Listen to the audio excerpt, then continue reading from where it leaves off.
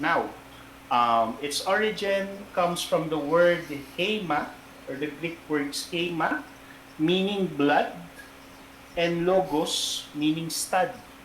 Thus, hematology is defined as the study of blood and its corresponding disorders. Um, as most of you know, hematology will basically focus on the word blood. Now, blood is defined as the red liquid being circulated by the heart and flows in the veins, arteries, and capillaries. So what the difference of veins, arteries, and capillaries, that I will discuss in a future date. Now, blood is usually produced by three organs: the bone marrow, the liver, and your spleen. Now, which do you think among the three organs class has the is most responsible in the production of blood? What do you think? Hula kayo. Is it your bone marrow? Is it your liver? Or is it your spleen? Okay, bone marrow. I think this was taught to you class in your anatomy, physiology, and other subjects. Okay, so are we done with this slide? Can I proceed to the next one? Okay.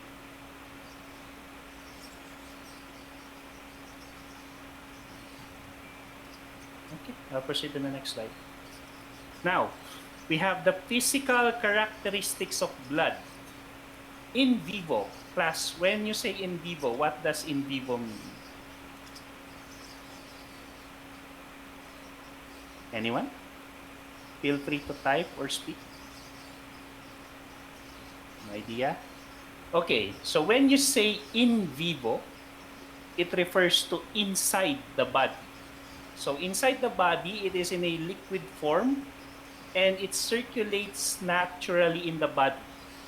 In vitro, when you say in vitro, it is outside or in the laboratory. It usually coagulates within 5 to 10 minutes. Now class, when you say coagulate, na-notice nyo ba whenever you have a wound, your blood usually dries up. That's what you call coagulation. They tend to form into clumps. Nagbubuo-buo yan, class, due to a certain clotting factors, which will again I will discuss in a future lessons. Now, blood is red in color due to hemoglobin. Hemoglobin is one of the vital parts of blood. It is primarily responsible for carrying oxygen or handling oxygen in the blood.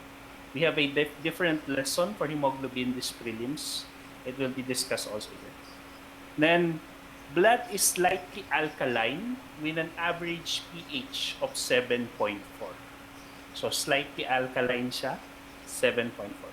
When can you say that the pH is acidic? Anong values? Anyone knows?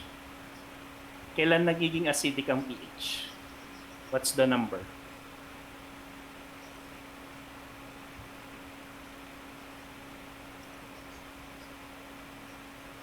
Yon, less than 7.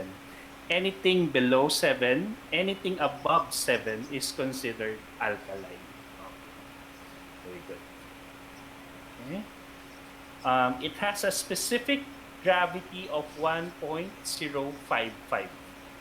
Now, who can tell me the specific gravity of water? What's the specific gravity of water, class? Does anyone know?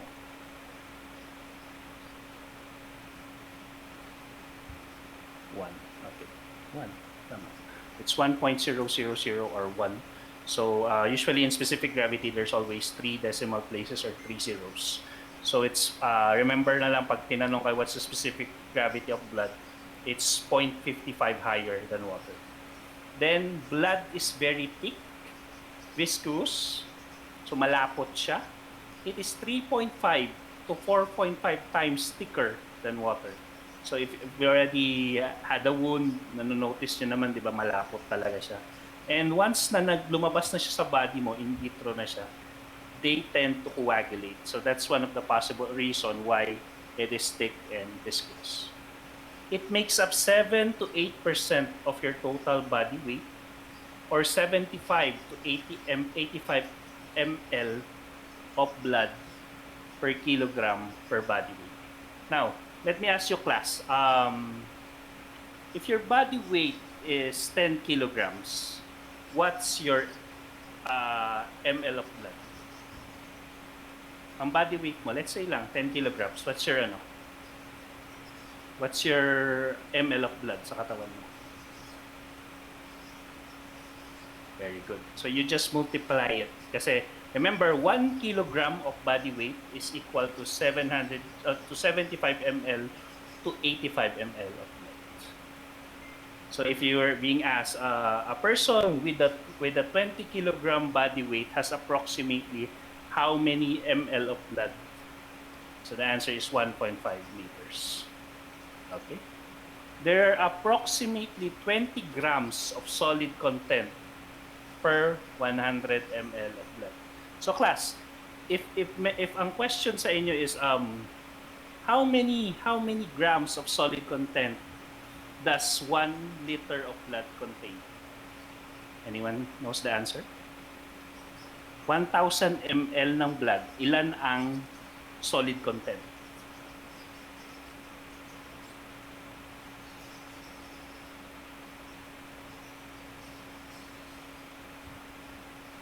Sure kayo 20,000. Ang dami niyan. Okay, 200. Okay. You're just gonna 100 per 20 grams is 100 ml. So for 40 grams, you have 200 ml of blood, and so on and so on. Okay. So any more questions or clarifications for this slide po?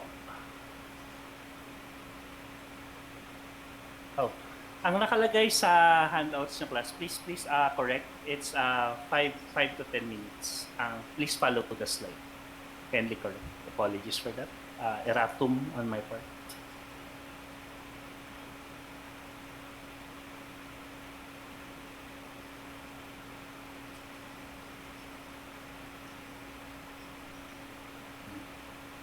Okay. Any more? No questions? Then I'll be proceeding to the next slide. Okay, we good? Thumbs up? No. Okay, introduction to hematology. Again, we have the functions of blood. So blood has a lot of functions, so we'll go through the most important one. Primarily, number 1, respiratory. So as I said, blood carries oxygen from the lungs to the tissues and carbon dioxide from the body tissues to the lungs. So naalala niyo nung phlebotomy class niyo, what was the color of your blood nung pinunan niyo ng dugo yung classmate niya? Can you describe the color of the blood?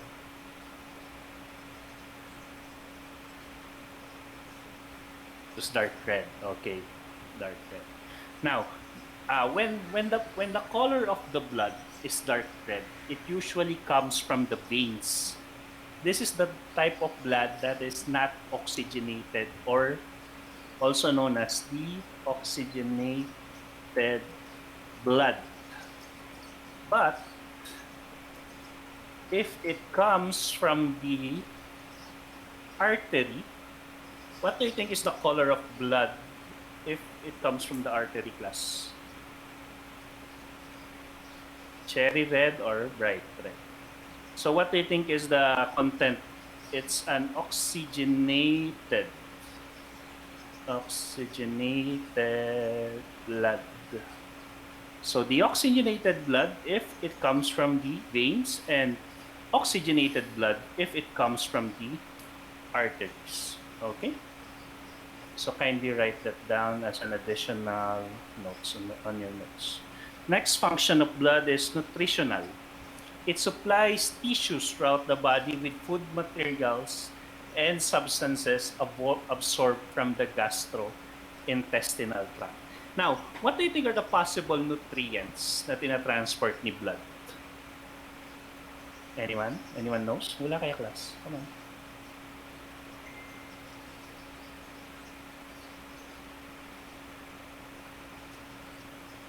What do you think is the main? Kahit yung main lang, class. Yung pinaka-main that starts with the letter I. Okay, iron. Very good. Okay. So the main nutrient that's being transferred to the blood is iron. Okay. You kindly write that down. The main nutrient being transported by blood is iron. Next, let's go to excretory.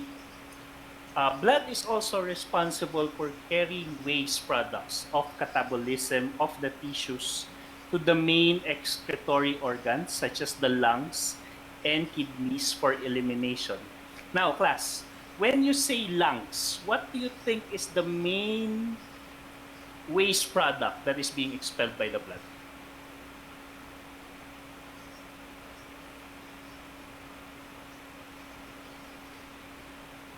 Carbon dioxide. Very good. CO2. So the main waste being excreted by blood via the lungs is carbon dioxide.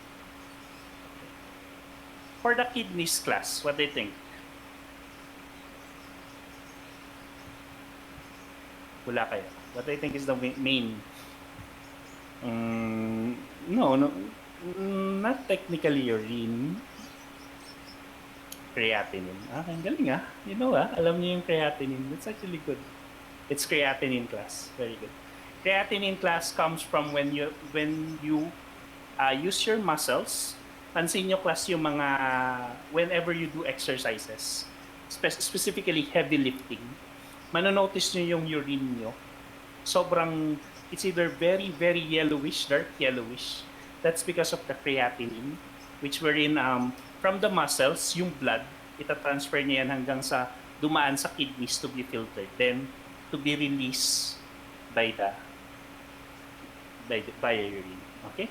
So again, the main excretory substance being released via the lungs is your carbon dioxide, while for your kidneys is your creatinine. Now, let's go to the fourth one, buffering action. Buffering action is assist in the preservation of an almost neutral reaction in the tissues by its selective excretion of soluble substances and its buffer.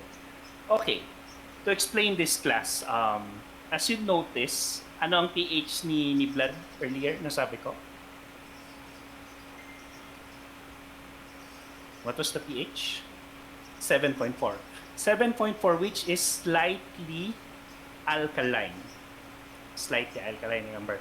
Now, the reason, class, why the pH of blood is like that is because if it is too acidic or if it's too alkaline, certain substances will not be able to be expelled. Okay? If acidic siya, mataas ang chance that you will have difficulty of breathing because you won't be able to transfer the oxygen. So that's just an example. I won't go into further details kasi this will be discussed in your clinical chemistry, itong buffering action. But I may discuss this in the next lessons natin, specifically when we go to hemoglobin.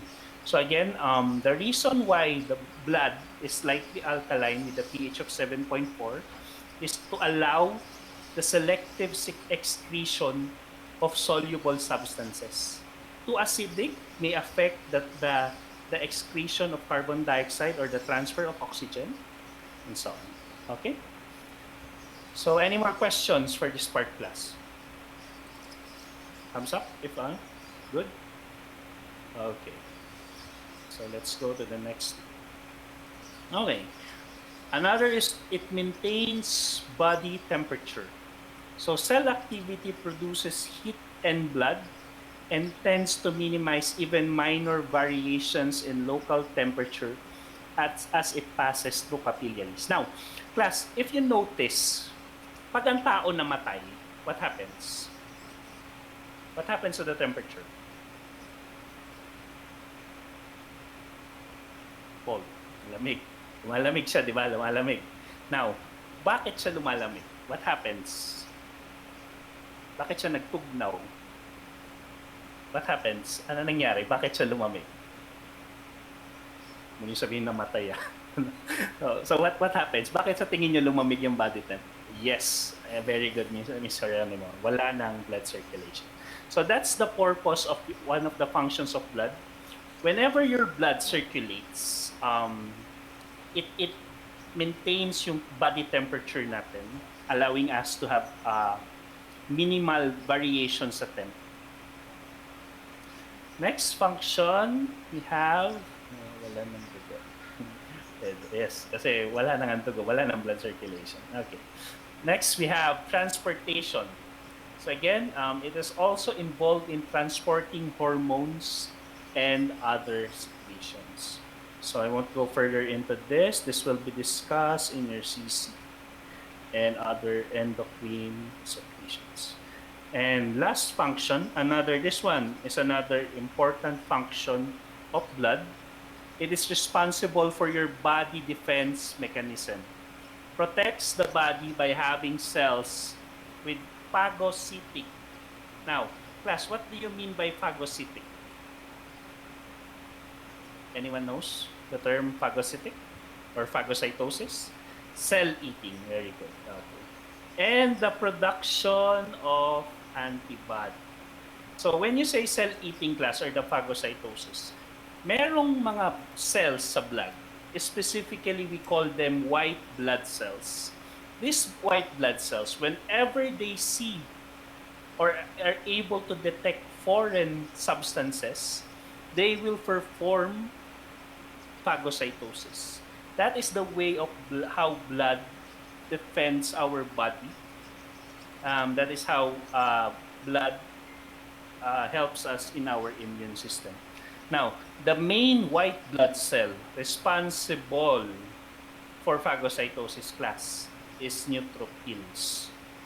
Neutrophils, this will be discussed. This is a type of WBC that is responsible for the phagocytosis. And then, can anyone tell me what antibodies mean? Or has an idea about antibodies? How do you have antibodies?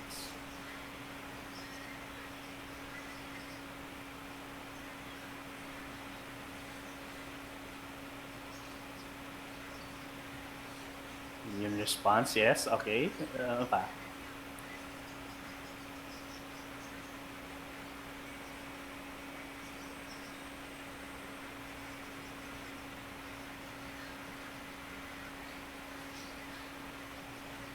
Okay, very good.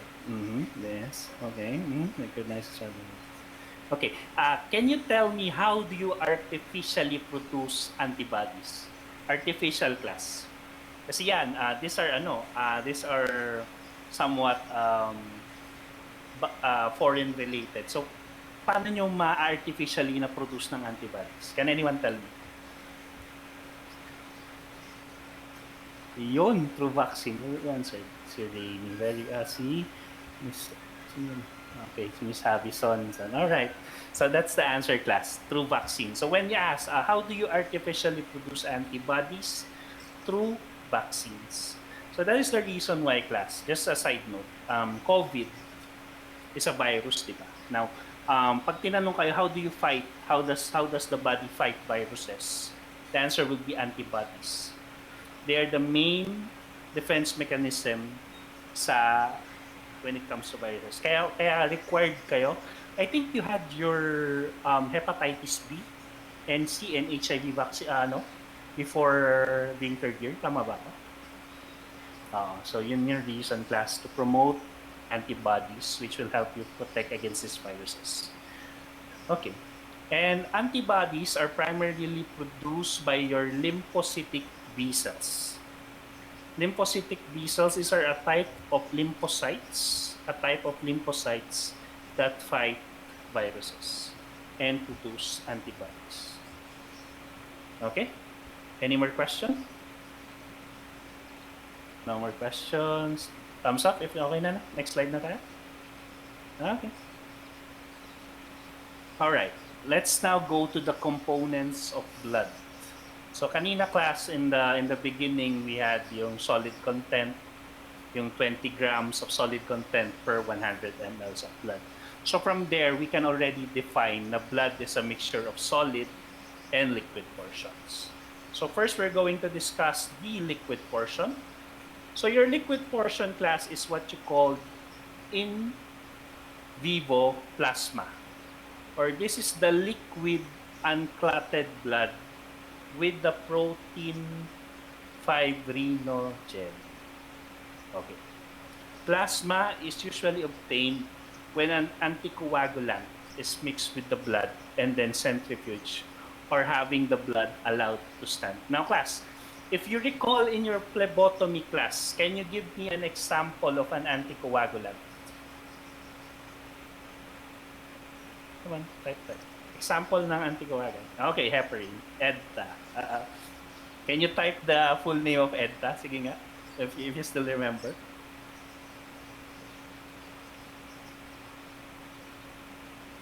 Aside from heparin, EDTA, ano pa? Okay, very good. Ethylene diamine tetracetic acid. Meron pang isa. Come on, meron pang isa, class. It's a two-word anticoagulant.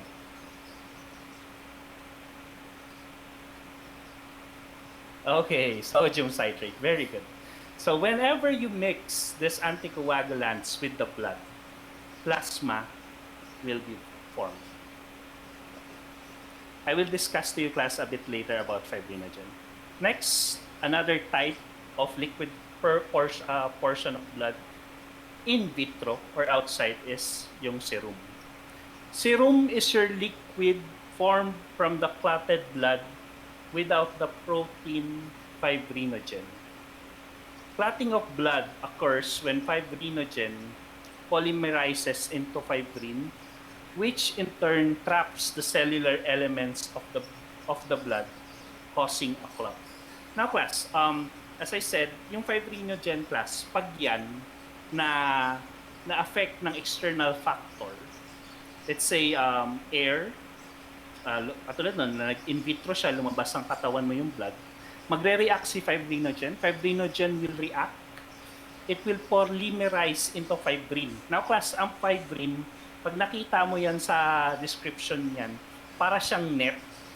Para siyang net na, yung sa dagat na net. Tapos, itatrap niya lahat ng RBCs, WBCs, lahat ng cellular elements sa blood, leading to the clotting of the blood. So pag tinanong kayo, class, this is the question.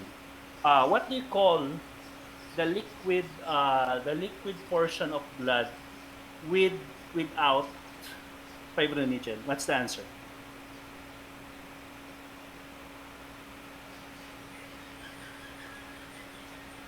Serum. Okay. So when clotted blood, class, undergoes a standing or centrifuge, have you tried centrifuging your blood nung first year kayo sa phlebotomy? Yes. Okay. A straw-colored fluid known as the serum is produced. Okay, so any questions for your plasma and your serum? Naintindihan naman? If blood has fibrinogen, it's called plasma in liquid portion. If absent ang fibrinogen, it's called serum. Bakit siya nagiging absent? It polymerizes into fibrin. Okay? Any questions, clarifications? Thumbs up if you're good to go to the next slide. All right. Next, we will go to the solid portion of the blood. This is the cellular elements, class. So ito yung mga sinasabi ko sa yung cells found in the blood. They are also known as hemocytes. So as earlier said, hemo meaning blood, and what does cytes mean? What does the word cytes, C-Y-T-E-S, mean? Cell. So these are your blood cells. All right. So first solid portion, you have your RBCs or your red blood cells. They have many names. Marami silang pangalan, class. Erythrocytes. So erythro. What I think is the meaning of the word erythro?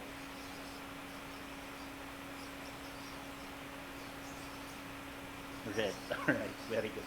So red cells. And then acariocytes. What do you think is the meaning of akaryo? It's already given, but come on, answer. So what do you think is the word akaryo? Akaryocytes mean? No nucleus. Okay. What is the specific part of this word that makes it without or naging no? Ano yung inad nyo? Ano yung inad nyo para maging masabi nyo without? Okay. So the additional of the letter A is it cells without nucleus. Kasi the letter A, pag tinanggal mo ng A, it becomes karyocytes. Karyocytes meaning these are cells with nucleus.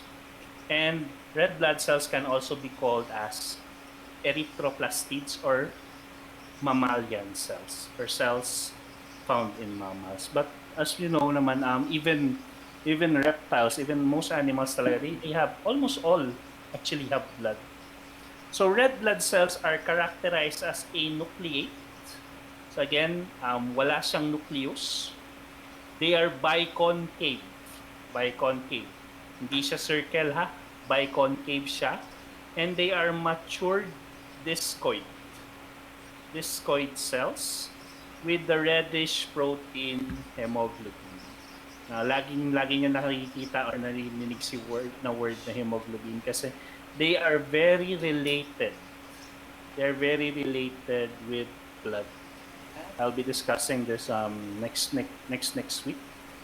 And then a disorder related with red blood cells class is anemia.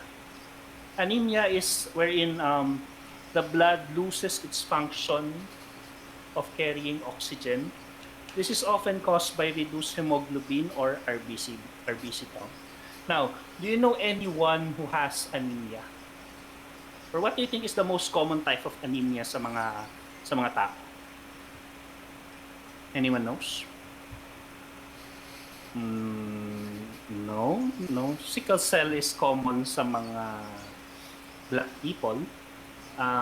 What's the most common anemia? Yon, iron deficiency anemia. So from iron deficiency class, what do you think is the possible cause of that type of anemia? How do you get iron ba? As the word iron deficiency, meaning kulang sa iron. So how do you usually get iron ba? Yes, not enough iron. Yes, it's lack of iron. So what's the reason? Bakit kulang ng iron yung tao? Low hemoglobin. Come on. Food intake, yes. So it's a dietary problem. People who often malnourished tend to have iron deficiency anemias. So anemia class, this will be discussed, if I recall, at the end of the prelims or midterms na. Okay? So any questions for your red blood cells? Wala naman? Okay. Let's proceed na to your white blood cells. Your white blood cells are also known as your leukocytes or your leukoplasts. These are mature cells associated with the protection of the host from infection or from injury. So as I said earlier, class, blood is somewhat responsible for the protection of your body. What's the one responsible for the phagocytosis? Anong tawag doon?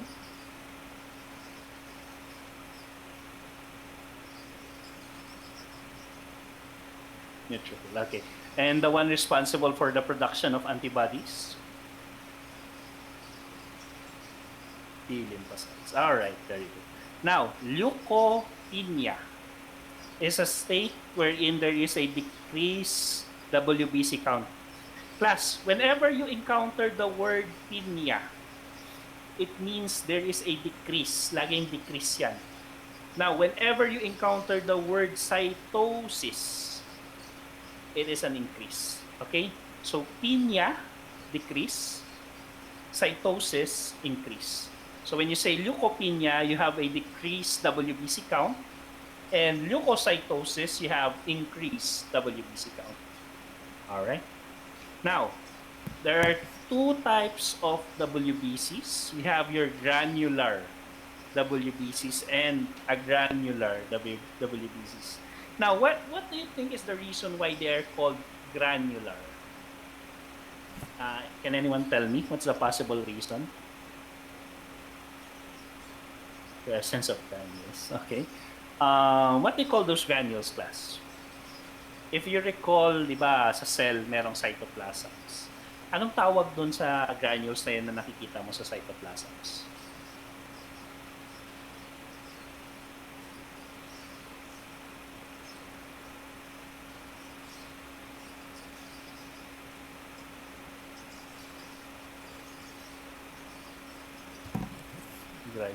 Granules. Sa bakit?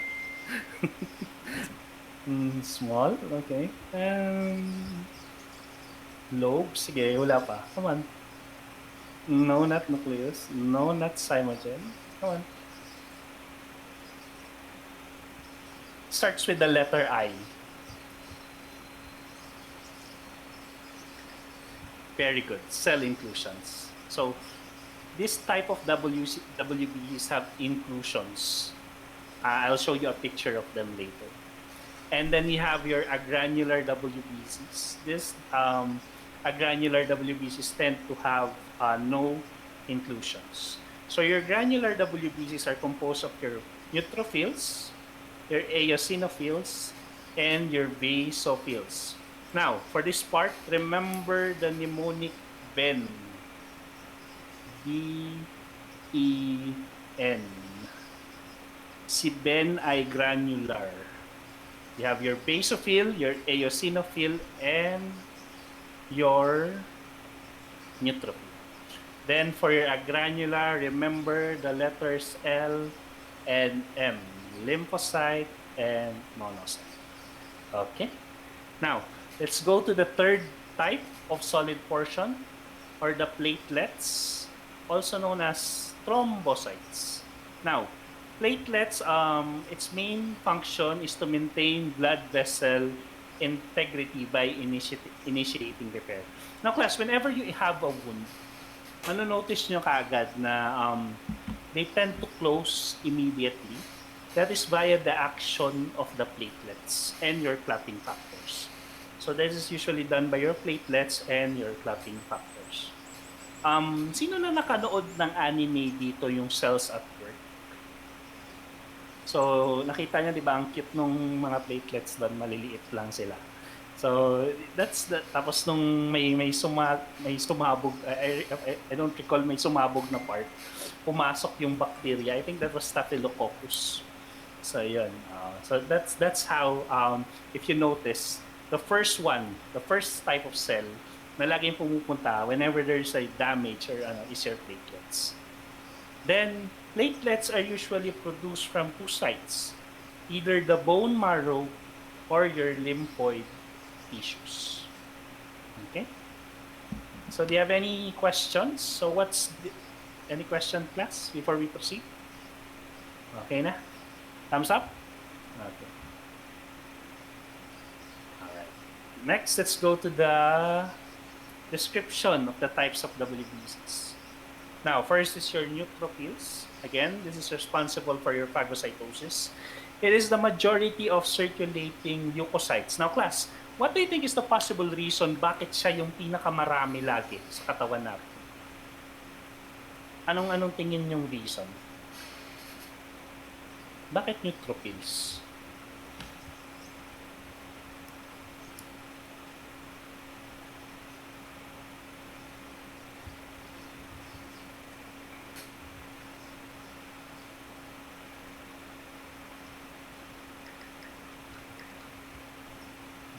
I'm seeing people typing. Sige, go.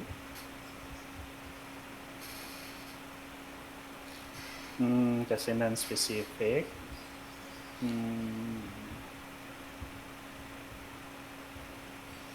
Immediate response. Phagocytic in nature sila. Ano ba ang tina-target ng phagocytosis, class? Okay, malapit ka na, Rainy. Common bacterial infection. Okay, so the reason, class, bakit neutrophils ang laging nauuna or pinakamarami sila is because the most common type of infection a person or an animal can receive is bacterial infections. Okay? So, pag, yun ang reason niya, class, bakit common ang neutrophils because the most common type of infections we get are bacterial infections. Now, class, neutrophils are usually subdivided into two locations. We have your circulating pool. Well, as the term circulating, these are the neutrophils that are circulating within the veins of the body. And we also have your marginated pool. From the word marginated, nasa tabi lang, nakatago, naka-reserve. This is usually localized in the walls of capillaries, the spleen, the liver, and primarily lungs. So, hindi kasi pwede lagi class na nagsa-circulate lang yung neutrophils. They need to have their own organs to guard. So, if you recall sa cells at work, may mga neutrophils doon class na usually nakatago lang sa mga certain organs or dun lang sila. Then we have class the word diapedesis. Diapedesis class, this is the way on how your neutrophil movement of your neutrophils whenever they enter and exit your tissues. So pag ang movement ng tao is walking, so pag tinanong kayo, what do you call it, the movement of neutrophils? Diapedesis. Okay? So, any questions? Clarifications? Thumbs up if we're good to go to the next slide. Okay. Next, let's go to the second type of WBC. So, what is eosinophil? Is it a granular or granular?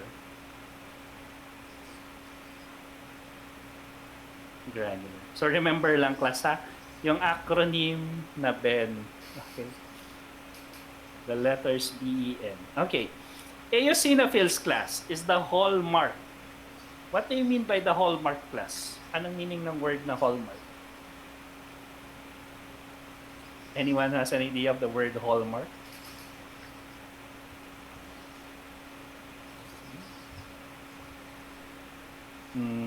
Okay, biggest, pwede. Main, okay. Okay, so it is the defining characteristic of allergic disorders. Yes, identifications. So whenever you have an allergic disorder, let's say na allergy ka sa food, sa hipon, you tend to have high eosinophils. They are often found in the respiratory, gastrointestinal, and genitourinary tissues.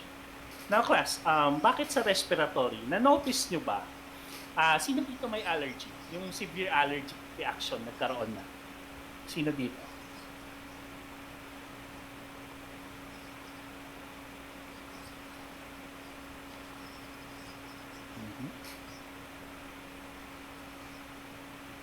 Meron ba? Wala. I'm seeing people typing. Okay, we still have 20 minutes. Malapit na tayo matapos. Okay. So I think someone's still typing. So yun. Respiratory class, if you notice people with severe allergic reaction, katulad ng mga asthma, nahihirapan sila huminga because the reason is nandun yung eosinophil nyo. They tend to be found there. And then yung gastrointestinal, meron naman kapag in allergy nagtatae, and genitourinary tissues. This will be discussed in your urinalysis, analysis of urinalysis and body fluid. The most common type na pwede nyong makitang WBC sa ihip will be eosinophils. Okay? So the most common type of WBC found in urine, EO. It plays an important role in immune regulation and is associated with parasitic infections. So whenever you have nagkaroon ka ng case ng schistosomiasis, ascaris, yung bulate sa tiyan, you tend to have a high eosinophil. Okay? So any questions for this? You good? Okay. Next, let's go to the third type of granular WBC. We have your basophil. Now, basophil is circulated in the blood. It induces the B cell to synthesize IgE-forming allergic reactions. Now, class, di ba, sabi ko sa inyo, there are antibodies Antibodies are also known as immuno... My God, ang pangit ng sulat ko. Immunoglobulin. Sorry for the writing. Immunoglobulin. The IG stands here for immunoglobulin. There are at least 5 types of immunoglobulin class. You have your A, G, M, E, and D. Now, your IgE, immunoglobulin E, is the one that is responsible for allergic reactions. So kapag tinanong class, which WBC is associated with IgE production, it's somewhat, the answer will be your basophil. So basophil induces your B cells, yung lymphocytic B cells mo, to produce IgE. Okay? And then it promotes eosinophilia. So, of course, you have your allergic reactions. Along with allergic reactions is also your eosinophils that will fight helminth infections or your parasitic infections. Okay? Questions? Good to go. Okay, let's proceed now to the fourth type. You have your monocytes class.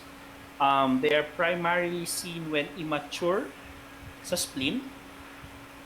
And kapag nag-mature na sila, naging monocyte na, they are released into the circulation. Monocytes found in tissues are called macrophages. Now class, itong macrophages, depende sa tissue site, they will have a different name. So for your basement membrane or your small blood vessels, ito yung mga capillaries nyo class. When you say small blood vessels, capillaries, they are called wandering macrophage. When they are found in the connective tissue, they are known as histiocytes. Then, when found in the lungs, they are called alveolar macrophage. Liver, also known as your Kupffer cells. Spleen, littoral cells. Kidney, mesangial cells. Brain, microglia. And yung bone. Remember the word osteo. Whenever you hear the word osteo meaning bone. And then joints, they are known as synovial A cells. Okay? So any questions for this part? Have you copied the ano na? So pag bone, osteo, pag brain, microglia, pag kidney, mesangial, spleen, littoral, liver, Kupffer, lungs, alveolar. Class, naalala nyo sa anatomy and physiology nyo, you have yung ano ng lungs, you have your alveoli. So it's known as alveolar macrophage. So class, one of the techniques din whenever you memorize something is you need to determine yung mga keywords like yung osteo, yung alveo. So alveo is lungs. And so, okay? So, are you done copying? Can I proceed na to the next slide? Okay. Next, let's go to that last type of WBC or the lymphocytes. Now, class, there are 3 main types of lymphocytes. As you all know, di ba, sinabi ko kanina, B cells, these are the ones responsible for your antibody production. Now, the first type of lymphocyte is your T cells. This is a cause for adaptive immunity. Now, whenever you say adaptive immunity class, these are the defense mechanism when your body is exposed to a disease or a foreign organism. So whenever, halimbawa, nagkaroon ka ng bacterial infection or an antigen class, pag sinabi mong antigen, these are the foreign organisms, the adaptive mechanism will turn on. Your T cells usually matures in the thymus and can be responsible for your cellular immunity. Now class, what do you think is involved when you say cellular immunity? Ano ang kasali pag sinabi mong cellular immunity? Can anyone answer? Oh, yes, it's cells. But what type of cells? Come on. Be specific. Anong cells? Yes, white blood cells. Very good. Okay. Then you also have your second type of lymphocyte, your B cells. This is the cause for adaptive immunity. Class, what is adaptive immunity? Ayun nga, it is also yung antigen. Your B cells mature in the bone marrow and can be responsible for humoral immunity. Now, what is humoral immunity, class? Whenever you say humoral immunity, class, it involves the production of antibodies to take the fight against viruses. Kaya nga sabi ko kanina, class, when it comes to viral infections, the one responsible will be your B cells. When it comes to infections related to bacteria, it is your T cells. Okay? Clear tayo dyan? Bakit yung T cells naging responsible for bacterial infection? What's the reason?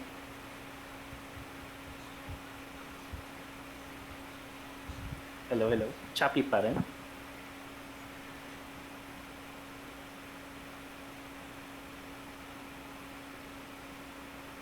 Choppy? Hello? Clear? Okay. Ang sabi ko, ayun nga, class. What do you think is the reason why T cells is responsible for your bacterial infections?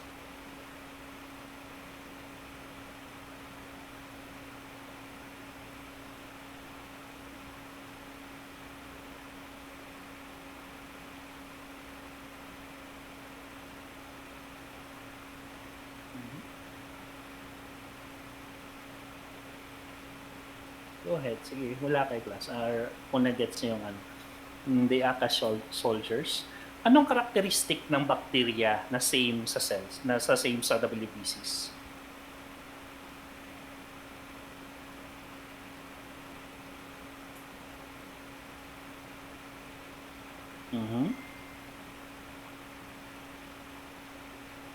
Come on. No? Sige, come on. What is the characteristic of WBCs and bacteria that are the same?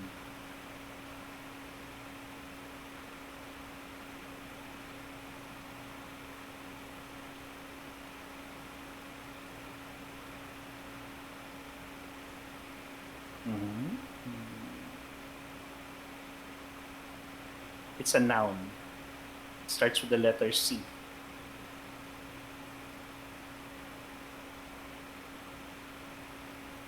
They are cells. Very good.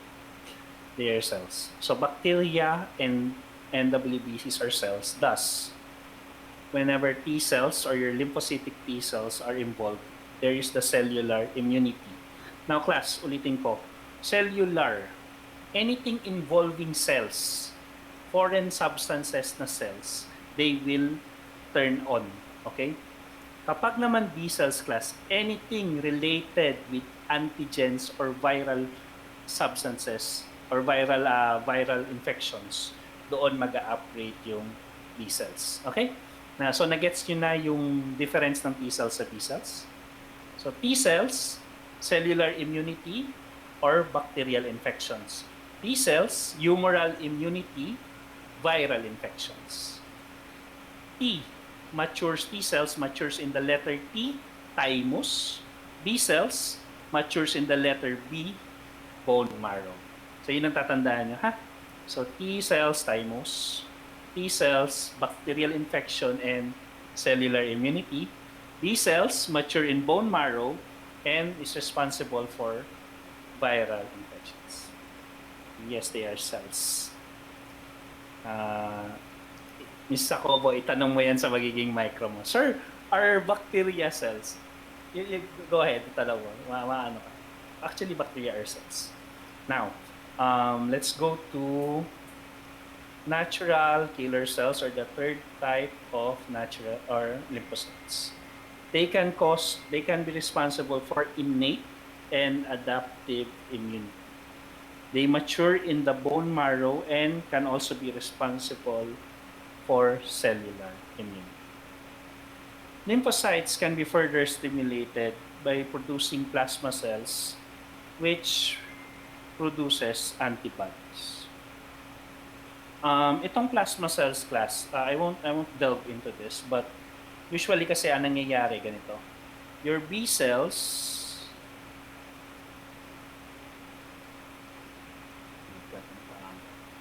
will then become plasma cells, and your plasma cells will produce the antibody.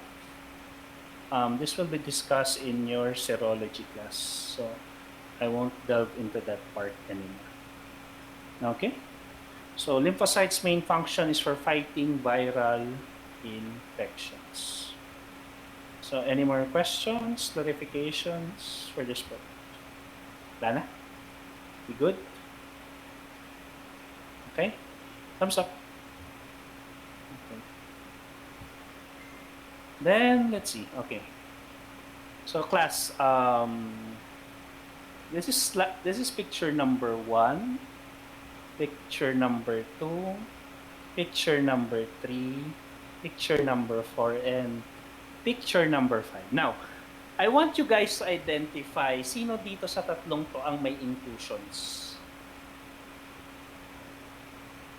Sige nga, try nyo nga manghula. Ano bang itsura? Okay, sige. Give me 3 answers.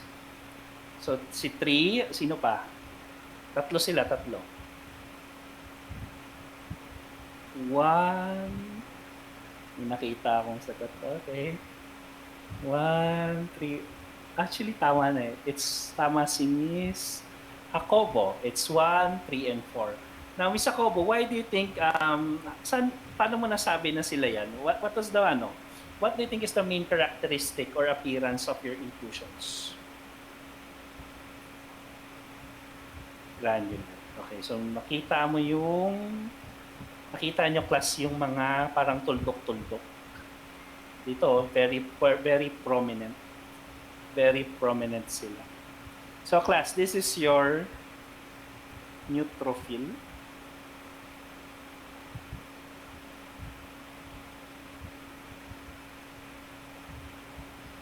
This is your eosinophil.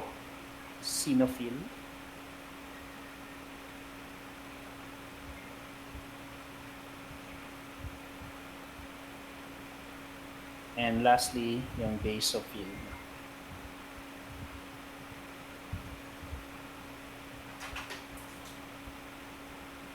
Yun yan, may parang granules yung mga tuldok-tuldok. Then this is your monocytes. So what do you call monocytes when they are found in the tissues?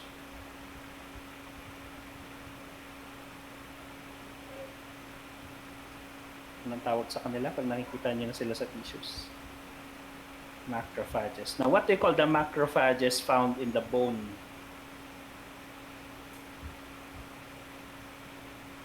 What do you call the macrophage found in the lungs?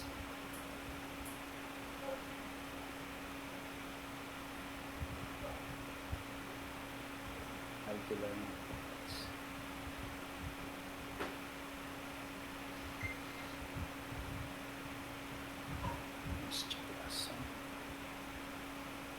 Okay, so this is your monocyte, this is your lymphocyte. Now, I'll be discussing this na class sa laboratory nyo in siguro mga second topic natin. I'll be discussing the physical appearance, the sizes, and so on. Okay, let's go to your review questions. I think we can do this in 2 minutes. Blood is derived from the word what?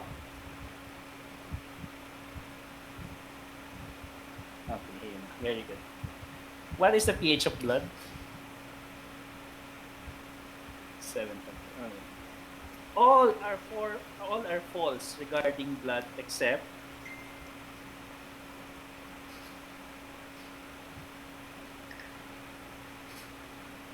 all are false regarding blood.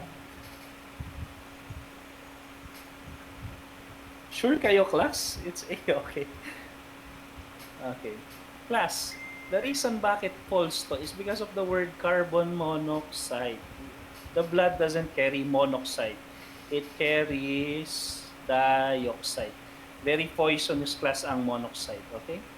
Fibrinogen is found in clotted blood. This is true or false? Yes, yes, I'll get to the correct answer. Okay, so this is false. What happens to fibrinogen in clotted blood?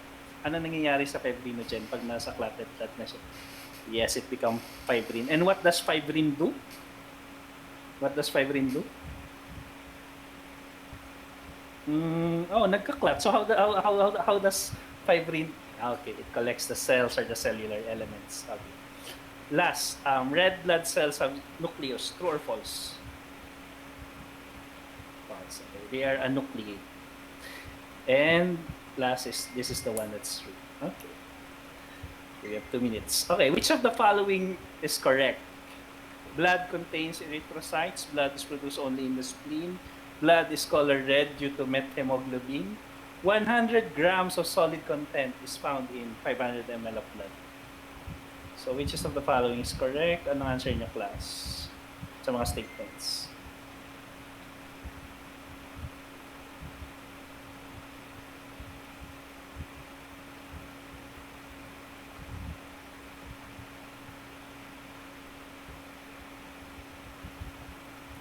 Is it D?